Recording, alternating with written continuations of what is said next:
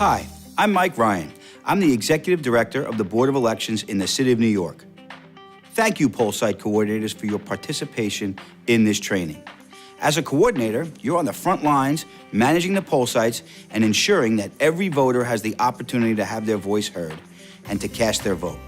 You also provide an opportunity for voters with disabilities to cast their votes at a poll site that is safe, dignified, and convenient. We cannot do it without you, so thank you.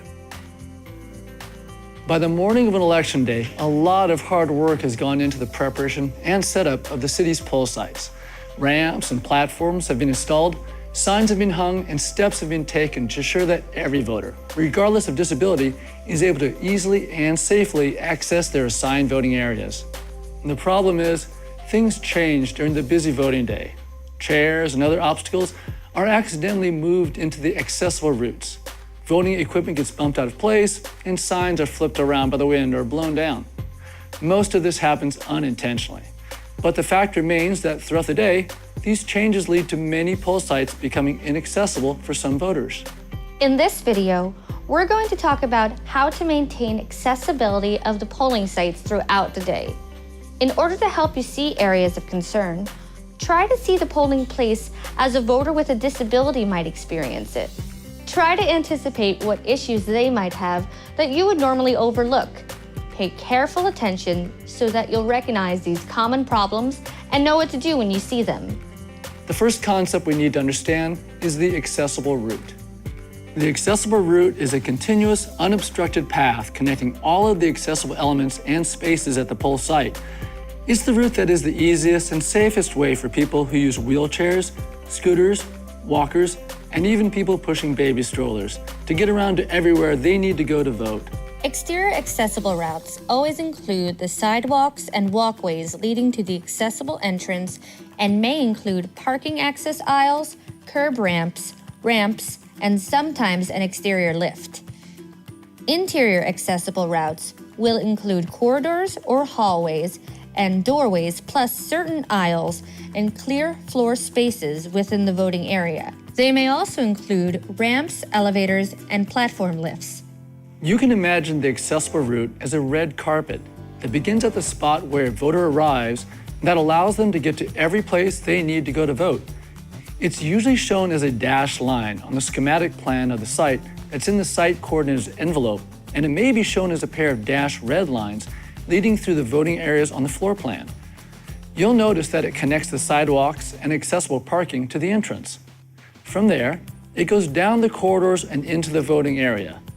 Once inside the voting area, the accessible route leads to all of the various stops in the voting process, from the entrance to the information and translators tables, to the ED/AD tables, onto the BMD and the ADA privacy booth, then to the scanners and back out to the exit. This red carpet route has to be free from obstructions like steps, overgrown landscaping, trash cans, furniture, boxes, and anything else that might block someone who's trying to follow the accessible route. The accessible route doesn't have to be physically marked in any way, but it has to be provided and it has to be kept clear at all times. Although 4 or 5 feet of clear width is preferred, accessible routes must always be at least 36 inches wide, with one exception. They can narrow to as little as 32 inches for no more than 24 inches at a time. An example might be a doorway that is 32 inches wide or a place where a column narrows the route. This minimum width will allow someone using a wheelchair the opportunity to push themselves through the narrow space without hitting their hands or arms. But again, it can only be as narrow as 32 inches and can continue for no more than 24 inches at a time. If something movable narrows the width for more than that 24-inch segment, move the obstruction to provide the full 36-inch width along that part of the accessible route. If there's a disagreement or a question about how to interpret or apply this requirement, call the Board of Elections office. While you're checking the corridors, also check to make sure that all of the doorways on the accessible route are propped open with nothing blocking access or reducing the clear width below 32 inches. For example, make sure no one props open a door with a trash can, brick, or large stone.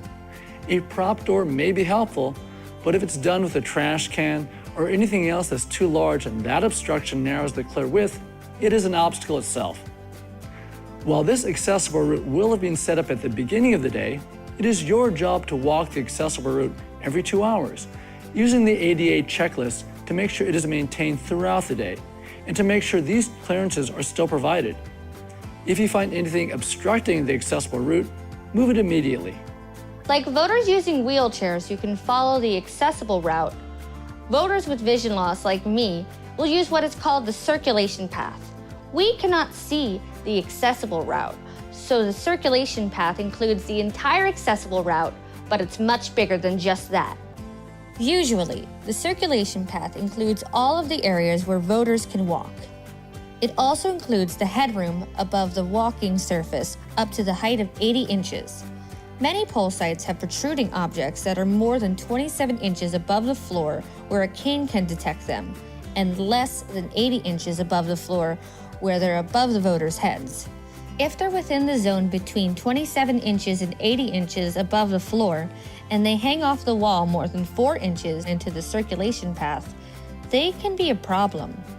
Places where headroom is less than 80 inches above the floor create similar problems for voters who have vision loss. These conditions must be identified with features that can be detected with a cane, such as fixed objects or orange cones provided by the Board of Elections to prevent accidental injury to voters with vision loss. Just imagine that you are a voter who is blind and walking with a cane. A large coat rack or a protruding bookshelf that is hung high on the wall would not be cane detectable and could injure you. Some of the worst problems we found include big wall-mounted fire extinguishers, air conditioners hanging over the entrance walkways or ramps, stairways with open undersides, equipment brackets, and controls in school gymnasiums, and pipes hanging too low in unexpected places. Sometimes we run into scaffolding that has large open areas near the ground that aren't cane detectable. Those open areas will need low horizontal straps or orange cones so that people don't mistake the openings for a walkway. If the problems were there when the poll site was surveyed for ADA barriers, the location of each of these problems should be marked on the floor plan or the schematic for a warning cone to be placed there.